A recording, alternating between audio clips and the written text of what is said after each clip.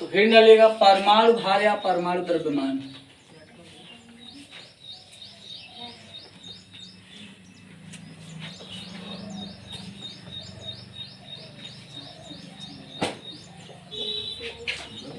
अगर आपसे पूछा जाए कि परमाणु भार या परमाणु द्रव्यमान होता क्या है, ठीक है ना, तो जैसे मान लीजिए किसी भी तत्व का यह एक परमाणु है, इसके अंदर नाभिक पाया जाएगा, नाभिक में प्रोटॉन पाया जाएगा, न्यूट्रॉन पाया जाएगा, किनारे किनारे पर इलेक्ट्रॉन पाया जाता है, यही ना। ये किसी परमाणु की बेसिक संरचना होती है, इसमें इतना पार्ट जरूर पाया जाएगा, चाहे कुछ हो चाहे ना हो। अब ये बताइए, इसका कुछ ना कुछ भार होगा ना। ये क्या है, हमारा परमाणु है, क्या है ये, परमाणु है, इसका कुछ ना कुछ क्या होगा, भार होगा। इसी को हम क्या बोलते हैं, परमाणु भार। ठीक। अब एक चीज ध्यान दीजिएगा कि जो परमाणु भार होता है ना, इसको हम नाप नहीं सकते, तौल नहीं सकते, इसको हम तौल नहीं सकते। ठीक। तो जब तौल नहीं सकते हैं तो मामला आता है कि जैसे मान लीजिए आप जो है कोई सामान ऐसा है कि जिसको आप तौल नहीं सकते हैं और देख रहे हैं या उसके जैसा दिखाई दे रहा है, उसके बराबर वजन हो सकता है, तो आप कहेंगे अगर यार ये चीज इतना वजन है। ठीक। जैसे मान लीजिए ए और बी दो वस्तुएं हैं, ध्यान दीजिएगा, ए और बी दो वस्तुएं हैं। ए को आपने वजन किया है कभी, बात सुनिए, ए को आपने कभी वजन किया है और इसको आप इधर उधर उठा सकते हैं, उठाकर इधर उधर कर सकते हैं, ध्यान दीजिएगा, उठाकर इधर उधर कर सकते हैं। तो तभी ना कांटा पे चढ़ाएंगे, वजन करेंगे। ठीक। अब वहीं पे मान लीजिए बी एक ऐसा वस्तु है जिसका जो है कुछ ना कुछ वजन होगा कि नहीं होगा, होगा ना, इसका भी कुछ ना कुछ वजन होगा, लेकिन आप इसे तौल नहीं सकते। क्यों? क्योंकि तौलने के लिए इधर उधर उठा के करना पड़ेगा। तो मान लीजिए इसको तौले नहीं है, तौल नहीं सकते किसी कारणवश, ठीक ना, तौल नहीं सकते हैं। अगर तौल नहीं सकते हैं तो आप बता पाएंगे कितना वजन है। ठीक है, अगर इधर उधर उठा सकते हैं तो आप तौल सकते हैं, इसको तौल सकते हैं। और तौलने के बाद क्या बताएंगे कि वजन इतना है, कि कितना वजन है, जो भी होगा x ग्राम y ग्राम, ठीक है, x ग्राम। बात सुनिए, अब इसको तौल नहीं सकते तो आप बता सकते हैं कि ये कितना ग्राम है, वजन बता नहीं सकते, ठीक है ना। अगर वजन नहीं बता सकते तो कम से कम इतना दिमाग लगा सकते हैं ना कि यार ये वस्तु हमको उस वस्तु जैसी दिखाई देती है और ये उसके बराबर वजन भी होगी। तो अगर मान लीजिए ए का वजन आपने मान लिया 50 किलो, ए का वजन कितना मान लिया 50 किलो है, तो बी का भी आप क्या मान लेंगे, लगभग 50 किलो है, लगभग 50 किलो। तो ये क्या हुआ, इसके आधार पे आपने मान लिया कि ओरिजिनल वजन है, आधार पे मान लिए ना, इसी आधार पर हम क्या करेंगे, परमाणु भार या परमाणु द्रव्यमान। ठीक है ना, कोई दिक्कत। तो अगर आप जो है देखा जाए तो कोई भी परमाणु होता है उसका कुछ ना कुछ क्या होता है, भार होता है। ठीक। और जो भार होता है उसी को हम क्या बोलते हैं, परमाणु भार। परमाणु भार को तौल नहीं सकते हैं। उदाहरण के लिए जो है हम अगर देखें तो मान लीजिए ए और बी जो है दो वस्तुएं हैं, जिसमें से ए को इधर उधर करके जो हम मान लीजिए कांटा पे ले जाके रख दिए तो बोले कि 50 किलो है, इसका मतलब इधर उधर करके जो हम इसको वजन किए, तौल दिए ना। अब भी ऐसा वस्तु है जिसका वजन हमें नहीं मालूम है लेकिन तौल नहीं सकते। क्यों? क्योंकि जो है वजन बता नहीं सकते। कारण पूछा जाए तो इधर उधर लेकर नहीं जा सकते। अगर हम इधर उधर लेकर नहीं जा सकते तो ऐसे वजन कर देंगे, नहीं हो पाएगा ना। तो इसके लिए हम क्या करते हैं, इसको जो है ना इसके जैसा देख करके बोल सकते हैं कि अगर बी जो है ए के जैसा दिखाई दे रहा है तो इसका भी वजन ए के बराबर लगभग होगा। इसी को हम क्या बोलते हैं, अभी हम सापेक्ष मानेंगे। तो हम कह सकते हैं ए को जो है मान लिया गया बी का भार, ठीक ना, तो बी के सापेक्ष क्या हो गया, मतलब बी किसके अनुरूप दिखा रहा है, तो ए के सापेक्ष बी का भार, मतलब ए के सापेक्ष, ए के बराबर। सापेक्ष का मतलब क्या होता है? बराबर लगभग, है ना। सापेक्ष का मतलब तुलनात्मक रूप से या बराबर। तो ए से तुलना करके हमने क्या बताया? बी का भार। इसी आधार पर हम क्या निकालेंगे? परमाणु भार। और परमाणु भार जो निकालेंगे वो हम 3 तत्वों के आधार पर, पहले हाइड्रोजन, फिर ऑक्सीजन, फिर कार्बन, ठीक ना। पहले हाइड्रोजन के आधार पर नापा गया, तो जब हाइड्रोजन के आधार पर नापा गया तो देखा गया कि हाइड्रोजन का जो परमाणु भार होता है ना वो 1.008 होता है, 8 ग्राम होता है, यही होता है ना हाइड्रोजन का। ये देखा गया कि यार कुछ का तो पूर्णांक होता है, इसमें जो है फालतू नंबर आ रहा है, इस आधार पे हाइड्रोजन कैंसिल हो गया, ठीक ना। फिर जो है ऑक्सीजन की बात आई, तो ऑक्सीजन जो है माना गया 1/16वां भाग। ऑक्सीजन का कितना माना गया? इसका परमाणु क्रमांक कितना होता है? 16। इसका क्या मान लिया गया? 1/16वां भाग, 16वां भाग, 1/16वां भाग मान लिया गया। इसके बाद जो है ना दिमाग में खुजली फिर हुआ, इसका तो समस्थानिक होता है ऑक्सीजन का, तो ऑक्सीजन 16 है और आप ये ऑक्सीजन का 8 होता है परमाणु क्रमांक, यार 16 भार होता है ना। ऑक्सीजन का जो है 16 है और ऑक्सीजन का 17 है। ये तो यार दो समस्थानिक आ गया, तो समस्थानिक समस्थानिक के वजह से क्या हो गया कि ऑक्सीजन वाला मामला सक्सेस रहेगा कि फ्लॉप हो जाएगा। अरे कोई बोलेगा हम 16 को मान रहे हैं, कोई बोलेगा हम 17 को मान रहे हैं, किसकी बात मानी जाए? तो ऑक्सीजन वाली बात सफल रहेगी?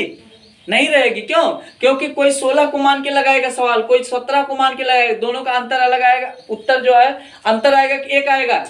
अंतर आएगा। तो ऑक्सीजन क्या हो गया? फ्लॉप हो गया, है ना। बाद में जो है कार्बन का औसत परमाणु भार निकाला गया और कार्बन को जो है बोला गया इसके बराबर। अच्छा एक चीज ध्यान दीजिएगा, कार्बन जो हर जगह उपस्थित भी है, कोई भी दुनिया का तत्व उठा लीजिए यौगिक, है ना, उसमें कार्बन पाया जाता है। तभी तो केमिस्ट्री 2 टाइप का है, एक कार्बनिक रसायन और एक अकार्बनिक रसायन। तो ज्यादा से ज्यादा तत्वों में कार्बन है कि नहीं है? तो कार्बन जो है लास्ट में क्या हुआ? सबसे बड़ा पंडित पुजारी वही साबित हुआ कि हम सबके साथ सबका विकास करेंगे। मोदी टाइप को बात किया, है ना, मतलब सबको बराबर सम्मान देंगे, किसी के साथ भेदभाव नहीं करेंगे। ऑक्सीजन बोला हम तो एक बार 16 किलोग्राम दिखाएंगे अपना, एक बार 17 किलोग्राम दिखाएंगे, इसको हम लात मार के भगा दिए। बात समझे? इसको पहले इतना छापिए।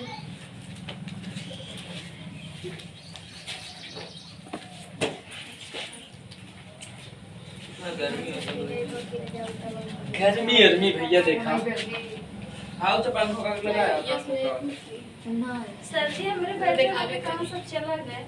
कहां सब चला गए? बस सब आइए। तो इसमें जो है लिखिएगा परिभाषा इसकी पहले। तत्वों के भार को, परमाणुओं के भार को, परमाणुओं के भार को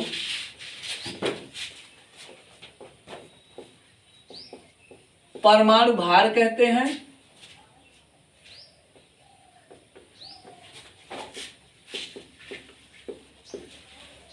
परमाणु भार कहते हैं।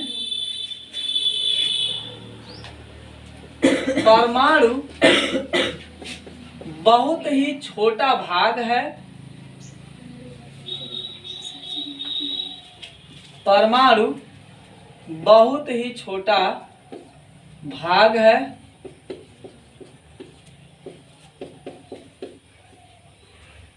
अतः इसे तौला नहीं जा सकता है। अतः इसे तौला नहीं जा सकता है। फिर भी परमाणुओं के भार को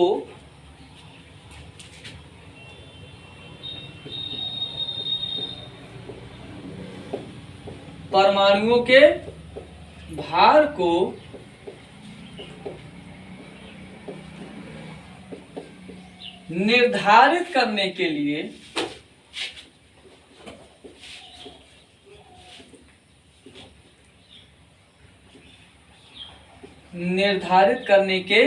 लिए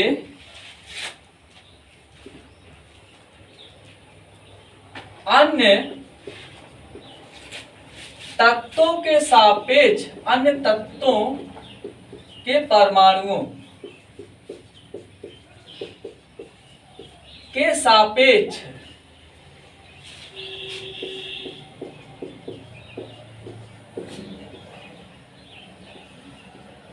रख कर इनका परमाणु भार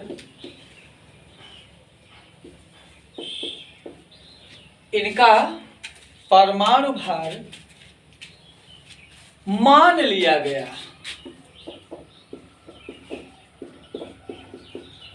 बात समझ आई? इनका परमाणु भार मान लिया गया। तो परिभाषा देखिए क्या होता है कि परमाणुओं के भार को परमाणु भार कहते हैं और परमाणु बहुत ही छोटा भाग होता है, अतः इसे तौला नहीं जा सकता है। फिर भी परमाणुओं के भार को निर्धारित करने के लिए अन्य तत्वों के परमाणुओं के भार के सापेक्ष, है ना, अन्य तत्वों के परमाणुओं के भार के सापेक्ष हम उनके परमाणु भार को क्या करते हैं, मान लेते हैं। इसी को हम क्या बोलते हैं, परमाणु भार या द्रव्यमान। ठीक, कोई दिक्कत? परमाणु द्रव्यमान बोलिए या परमाणु भार बोलिए, बात समझ में कोई दिक्कत तो नहीं ना? ये डायग्राम आप उतार लीजिए। हाँ, वो तो समझे खातिर लोकल एग्जाम्पल रहा, किताबी ज्ञान है। ठीक है, तब कोई दिक्कत ना आवे, मिटाइए का उतरबे का, चलो हम उतार।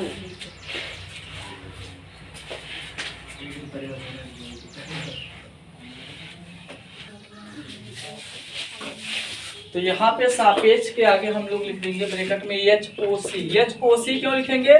क्योंकि जब सापेक्ष जो है माना गया किसी तत्व के, तो सबसे पहले हाइड्रोजन को माना गया, फिर ऑक्सीजन को माना गया, ठीक है ना, फिर कार्बन। एक मामला आता तीनों काहे माना गया, तो हाइड्रोजन को सबसे पहले अप्लाई किया गया, ये जो है फ्लॉप हो गया, ठीक ना, सक्सेस नहीं हुआ।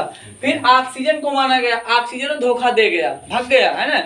लास्ट में किसको माना गया? कार्बन। कार्बन बोला ठीक है, हम मोदी टाइप का आदमी है, सबका साथ सबका विकास करेंगे, किसी के साथ जो है गलत नहीं होगा। ठीक, अब यहाँ पे जो है एक एक करके हम पढ़ेंगे। पहले किसके संदर्भ में पढ़ेंगे? हाइड्रोजन, फिर ऑक्सीजन, फिर कार्बन। ठीक, तो एक चीज याद रखना आपको, हाइड्रोजन जो है दुनिया का सबसे हल्का तत्व माना जाता है। तो हेडिंग डालिएगा, हाइड्रोजन के संदर्भ में परमाणु भार। हाइड्रोजन के संदर्भ में तत्वों के परमाणु भार। हाइड्रोजन के संदर्भ में, हाइड्रोजन के संदर्भ में तत्वों के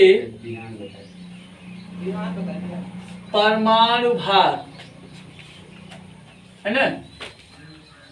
तो एक चीज ध्यान दीजिएगा, हाइड्रोजन को आधार क्यों माना गया पहले? क्योंकि हाइड्रोजन क्या है? एक बहुत ही हल्का तत्व है। हाइड्रोजन क्या है? एक हल्का तत्व है। ठीक, तो हाइड्रोजन को जब आधार माना गया, तब देखिए हम कह सकते हैं, जैसे मान लीजिए कोई भी तत्व है, ठीक, कोई भी तत्व है, उसी का निकालना है।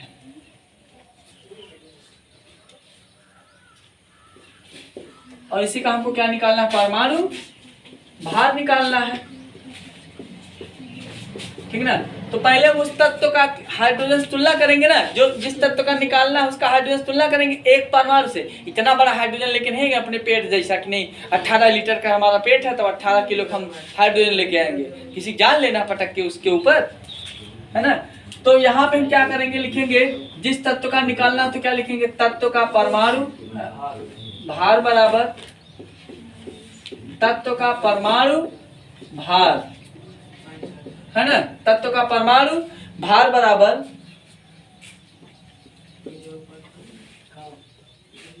तत्व के एक परमाणु का भार बटे हाइड्रोजन के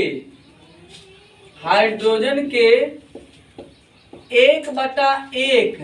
एक चीज ध्यान दीजिएगा, एक जो है, एक बटा जो है नीचे वाला क्या दिखाता है, परमाणु भार बताता है। ये क्या बताता है, नीचे वाला परमाणु भार।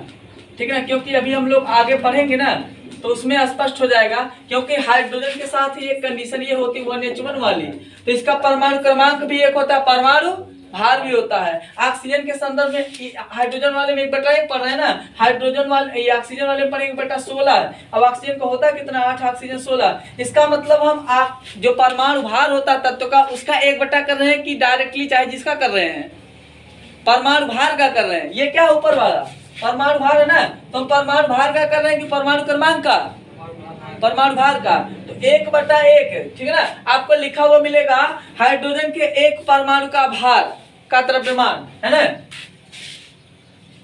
भार या द्रव्यमान। बात समझी।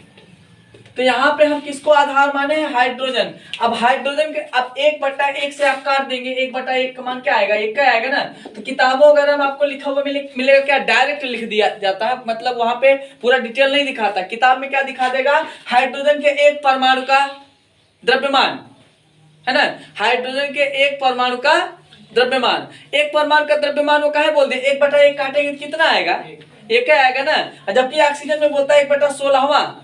1/16 का है, 1 से 16 भाग देंगे तो 1/16 में पढ़ा जाएगा ना। तो यहाँ पे हम 1/1 लिखते हैं, काहे, समझ में आ गया, कोई दिक्कत नहीं ना। तो हाइड्रोजन के एक परमाणु के, हाइड्रोजन के एक परमाणु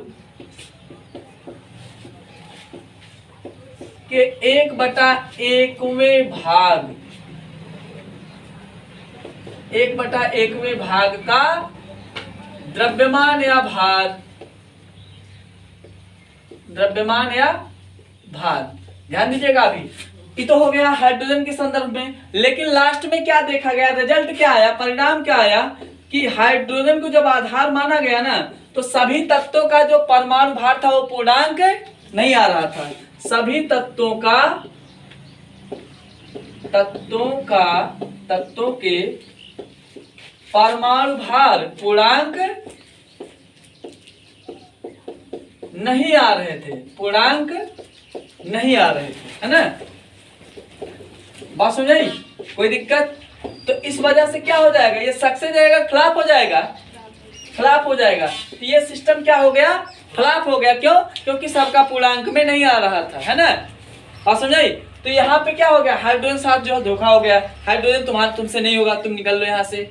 अब बुलाया गया बाद में कार्बन, ऑक्सीजन को, ठीक है ना। ऑक्सीजन को जब बुलाया गया, अच्छा इतना पहले उतार लीजिए फिर बताते हैं।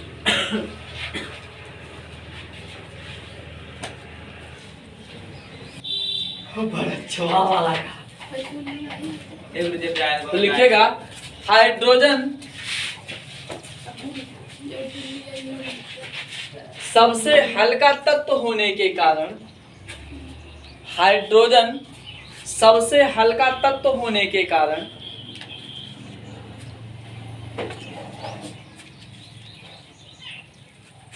इसे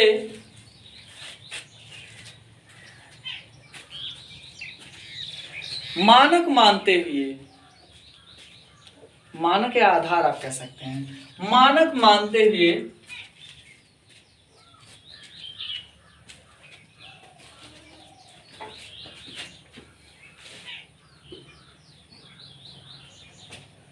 तत्वों के परमाणु भार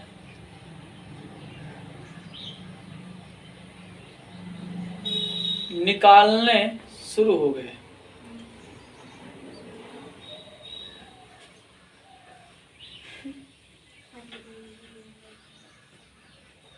इसे औसत परमाणु भार के नाम से भी जानते हैं। एक नाम और इसका औसत परमाणु भार।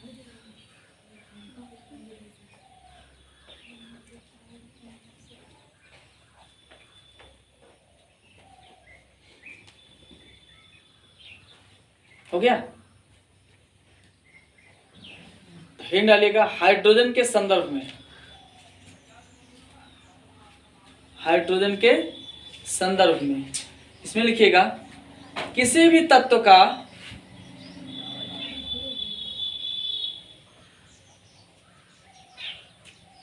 हाइड्रोजन के संदर्भ में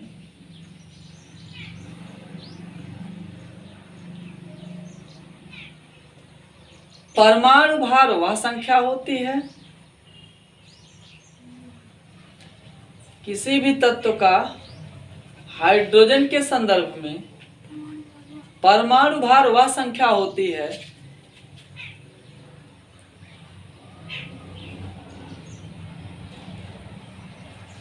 जो कि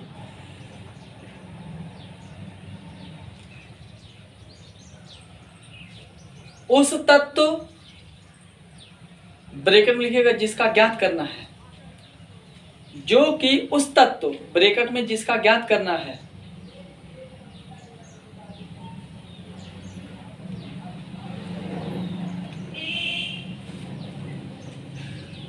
के एक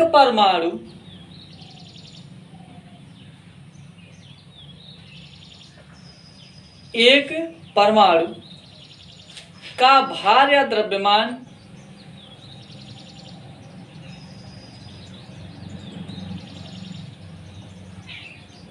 तथा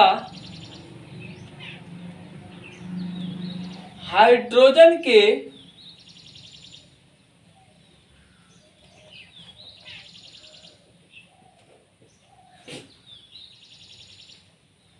एक परमाणु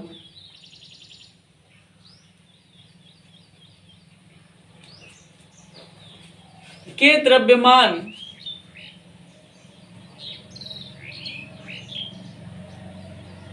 का अनुपात होता है।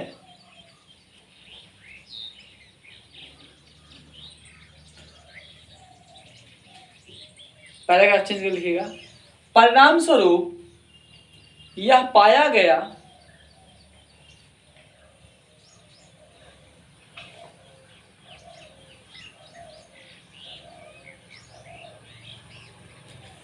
कि हाइड्रोजन को मानक मानने पर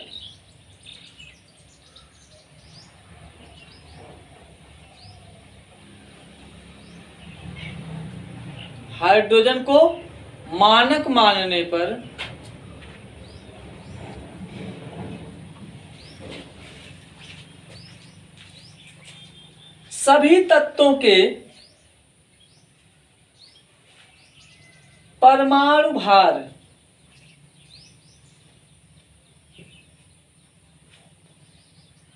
पूर्णांक रूप में नहीं आ रहे थे।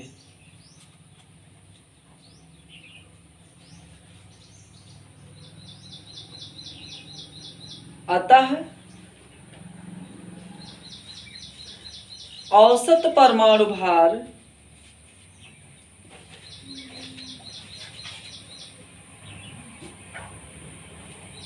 के संदर्भ में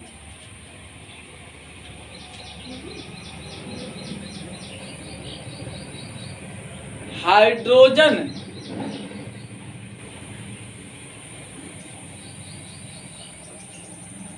को मानक मानना